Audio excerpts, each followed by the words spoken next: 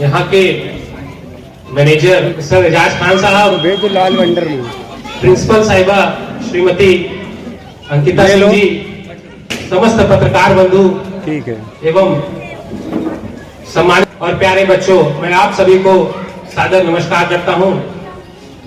आज children's day 14 नवंबर, जो कि first prime minister of India Shri Pandit Jawaharlal Nehru ji के बर्थडे के दिन ये मनाया जाता है। आज इस अवसर पे हम सभी यहाँ पर एकत्रित हुए हैं और मैं आप सभी को इस बात के लिए बधाई देता हूं कि आपको ऐसा स्कूल, ऐसे मैनेजमेंट मिले हैं कि आपको ऐसा फेस्टिवल करने का मौका प्रदान करते हैं जो आपकी प्रतिभाओं को ही नहीं निखारता बल्कि आपको आपके मन में एक नई ऊर्जा का भी संचार करता है। बच्चों, मैं देख रहा था इस स्कूल का नाम जो अपने आप में ही एक अर्थ को छुपाए हुए है, loyal wonder school. Loyal stands for hello, ईमानदारी, और वंडर मतलब कि कुछ अद्भुत या चमत्कार। तो आपके स्कूल का जो नाम है यही इतना अच्छा है कि अगर इसके अर्थ को समझ जाएं और इस पे ही इस अर्थ को साकार करने के लिए, आत्मसात करने के लिए हम आगे बढ़े तो भी हम अपने जीवन में बहुत अच्छा जो है परफॉर्म कर सकते हैं। मैं क्योंकि इस जो आज का फेस्टिवल है, फूड फेस्टिवल, और जो आज का कार्यक्रम है उसकी शोभा आप है, तो चंद लाइनें आपके लिए कहना चाहूंगा अपने वक्तव्य की शुरुआत करते हुए कि आप ही इस सभा की शान है, आप ही इस सभा की जान है, आप बच्चे इस सभा की शान है, आप ही इस सभा की जान है, और जहां आप जैसे होनहार बच्चे रहते हो, लॉयल वंडर स्कूल उसी का नाम। क्या बात है जी साहब, आप तो शायर हो गए भाई, क्या कहना, जिंदाबाद। तो आज का जो फेस्टिवल है, शायद अभी सर बता रहे थे कि इसमें कंपटीशन टाइप का भी कुछ रखा गया है, जहां कंपटीशन में कुछ लोग फर्स्ट आएंगे और कुछ लोग लास्ट भी आएंगे। सबसे पहले मैं तो बताना चाहूंगा कि ये जो फेस्टिवल, जो फूड फेस्टिवल है, फूड ऐसा मतलब कि अगर आपका इसमें इंटरेस्ट है तो रियली ये बहुत, it is a very vast opportunity it can give you in future. क्योंकि कोई भी पढ़ने लिखने का शौकीन हो ना हो, गाड़ी मोटर मोबाइल का शौकीन हो ना हो, लेकिन खाने के शौकीन सब लोग आपको मिल जाएंगे पूरी दुनिया भर में। तो हो सकता है यहाँ पे कोई फर्स्ट आएगा, हो सकता है कोई लास्ट आएगा, लेकिन कोशिश करना हमें कभी नहीं छोड़ना है। हमें एक्चुअली जब स्कूल होता है या कहीं भी कंपटीशन होता है तो हम समझते हैं कि the competition is with another, लेकिन एक्चुअली लाइफ में कंपटीशन हमारे किसी अन्य से नहीं होता है। The competition is with yourself. You have to become better than yourself. आप अपने आप से अगर बेहतर बने खुद से हर रोज, आज जो आप हैं, आप में जो भी क्वालिटीज हैं, जो भी एबिलिटीज है, उससे आप अगर बेहतर कल को बनेंगे तो वही आपका सबसे बड़ी उपलब्धि होगी।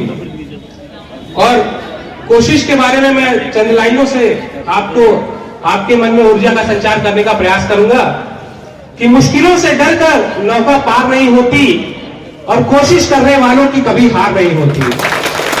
लंबी चींटी जब दाना लेकर चलती है, चढ़ती दीवारों पे 100 बार फिसलती है, मन का साहस रगों में हिम्मत बढ़ता है, चढ़कर गिरना गिरकर चढ़ना ना खत्ता है, मेहनत उसकी बेकार हर बार नहीं होती और कोशिश करने वालों की कभी हार नहीं होती। जीवन में जो हमें आगे बढ़ाते हैं वे हमारे थॉट्स, वो है हमारे पॉजिटिव अप्रोच। बच्चों, जो एक महत्वपूर्ण रोल प्ले करता है हमारे लाइफ में वो होता है नजरिया, जिसे हम एटीट्यूड भी कह सकते हैं, अप्रोच कर सकते हैं।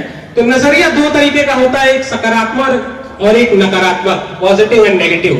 तो आपको पॉजिटिव अप्रोच अपने लाइफ में रखना है, फाइंड करना है कि किसी भी सिचुएशन में क्या बेहतर है, क्या अच्छा है, because every situation contains a better thing, a good thing with it. तो अच्छा, नजरिया क्या क्या, ऐसे क्या क्या कारक है, क्या क्या पॉइंट्स हैं जो आपके नजरिया को विकसित करते हैं। उसके लिए मैं 3 जो है ई अल्फाबेट है, 3 ईज के बारे में बताना चाहूंगा। ई फॉर एलिफेंट जिसको हम कहते हैं। तो 3 ईज हैं जो हमारा एटीट्यूड, हमारा नजरिया डेवलप करने में हमारा मदद करते हैं, और वो 3 ईज हैं। First E stands for environment, second E stands for experience, and third one stands for education. यानी एनवायरमेंट, एक्सपीरियंस और एजुकेशन, ये 3 ऐसे पॉइंट्स हैं जो कि हमारे लाइफ में हमें एक नजरिया विकसित करने के लिए जो महत्वपूर्ण है वो है। अब एनवायरमेंट क्या है? एनवायरमेंट जैसे हमारे जो घर में है, हमारे आसपास जो चीजें मौजूद है, उससे हम जो सीखते हैं उसमें क्या पॉजिटिव अप्रोच है, नेगेटिव अप्रोच है, वो एनवायरमेंट है। जैसे मान लीजिए कि यदि हम किसी दुकान पर जाते हैं तो आपने देखा होगा कुछ दुकानदार होते हैं बहुत अच्छे से वेल बिहेव्ड होते हैं, आप उनके यहाँ से कुछ खरीदिए ना खरीदिए, लेकिन वो बातें अच्छी करेंगे और आपको अच्छी सर्विस देने का प्रयास करेंगे। वहीं अनदर हैंड अगर आप किसी दुकान वाले पे जाएंगे तो वो अच्छे से आपको पेश नहीं आएंगे, अच्छे से बर्ताव नहीं करेंगे। With each other most of the times कहीं लड़ाई हो रही है, झगड़े हो रहे हैं, शब्दों का इस्तेमाल हो रहा है। तो फर्स्ट जो हमारा कारक है एनवायरमेंट, वो हमारे घर से होता है। हमें अपने घर में अच्छे जो हैबिट्स है उसको डेवलप कर रहे हैं। सेकेंड पॉइंट है एक्सपीरियंस। हमारे लाइफ का जो एक्सपीरियंस होता है उससे भी हमारे जो पॉजिटिव या नेगेटिव अप्रोचेस होते हैं वो क्रिएट होते हैं। और थर्ड वन इज एजुकेशन, क्योंकि अगर एजुकेशन नहीं है तो आप उस चीज को अच्छे से जो है नहीं कर सकते हैं, अपने एटीट्यूड को अच्छा नहीं कर पाएंगे। अब एजुकेशन जरूरी क्यों है? एजुकेशन इसलिए भी जरूरी है, जैसे कि आप लोग जो है आपके पास अगर साइकिल होगी तो आप लोग साइकिल वगैरह बनवाते होंगे, एक दुकान होगी साइकिल बनाने की, या गाड़ी जिनके पास है तो गाड़ी बनाते हैं। और वो गाड़ी बनाने वाले भी मोटरसाइकिल को रिपेयर करने वाले या फोर व्हीलर को रिपेयर करने वाले भी इंजीनियर ही है, उनको किसी इंजीनियर से कम मत समझिए आप। लेकिन उनके पास क्या डिग्री नहीं है, उनके पास डिग्री नहीं है, वो शायद बेहतर अपने कामों को अच्छे से जानते हैं, वो कुशल है। और आपके जो बिगड़े सामान है, चाहे हम अपने टीवी बनाने वाले को ले लें, मोबाइल बनाने वाले को ले लें, वो सब अच्छे एक इंजीनियर है, लेकिन उनके पास क्या है कि एक प्लेटफॉर्म नहीं है, डिग्री नहीं है। लेकिन अगर आप एजुकेटेड होंगे तो आपके पास वो मौका होगा, वो अपॉर्चुनिटीज होगी, और जब वही काम एक आप मल्टीनेशनल कंपनीज में करेंगे, या आप एक एंटरप्रेन्योर बनेंगे, या आप कहीं किसी पद पे, हो सकता है शायद आप में से ही कोई कल को हमारे डीएम साहब बन करके आ जाए और हमें ऑर्डर दें, ऐसा भी हो सकता है। तो वो जब आप एजुकेशन से अपने आप को निखारेंगे तो you will be having more opportunities. तब आप एक रोड साइड जो है मैकेनिक नहीं रहेंगे, then you will be called an engineer और डॉक्टर और समथिंग एल्स। तो एक चीज मैं और कहना चाहूंगा कि एक कबीर दास जी का एक दोहा है कि निंदक नीरे राखिए आंगन कुटी छवाए, बिन साबुन पानी बिना निर्मल करे सुहाए।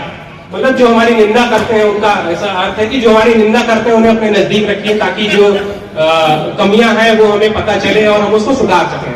लेकिन इसका एक अपडेटेड वर्जन भी है, डॉक्टर उज्जवल पाटनी हमारे मोटिवेशनल राइटर और स्पीकर है, उनका क्या है थोड़ा अपोजिट है कि प्रेरक नीरे राखिए, यानी जो हमारी प्रेस करते हैं, हमें जो सराहना करते हैं, हमें हिम्मत देते हैं, उन्हें पास रखिए।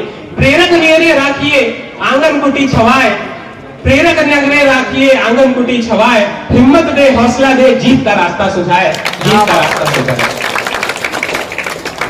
तो कई बार जीवन में आपको बच्चों बहरे बनना होगा। अब बहरे बनने के लिए एक छोटी सी कहानी है।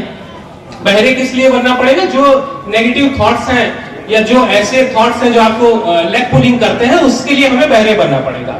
लाइक एक छोटी सी कहानी है, 4 मेढक होते हैं, उनमें से एक मेढक जो है गड्ढे में गिर जाता है।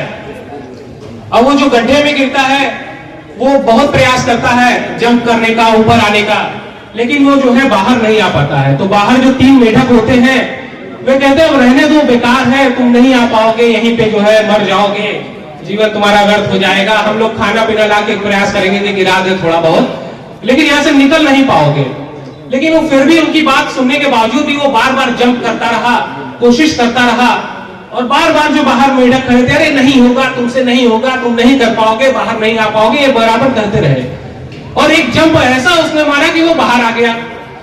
अब सभी अचंभित हो गए, वंडर हो गए, सभी अचंभित हो गए, आश्चर्यजनक होकर के पूछे कि अरे तुमने ये कैसे किया? तो एक्चुअली में पता है क्या राज क्या था? वो मेढक बहरा था। वो जब अदर मेढक कह रहे थे कि अरे तुम नहीं कर पाओगे, तो वो सोचा कि वो मुझे जो है सराहना कर रहे हैं, मुझे बल दे रहे हैं कि तुम कर सकते हो। वो ये समझ रहा था कि ये कह रहे हैं कि तुम कर सकते हो, तुम बाहर आ सकते हो, और उस जो पॉजिटिव अप्रोच उसका था उसके बल पे वो मेढक बाहर आ गया। तो इसी तरीके से हमें कई बार जो नेगेटिव थॉट्स होंगे, लेग पुलिंग्स होंगी, उसके लिए हमें थोड़ा बहरे बनना पड़ेगा। जो अच्छे थॉट्स हैं, जो अच्छी चीजें हैं, उसे ही हमें अपने जो है माइंड में एक्सेप्ट करनी है, लेनी है। और अंत में जो है मैं यही कहना चाहूंगा कि काम से प्यार करिए, प्यार से काम करिए। जय हिंद, जय Bharat, wish you all very good life. Thank you.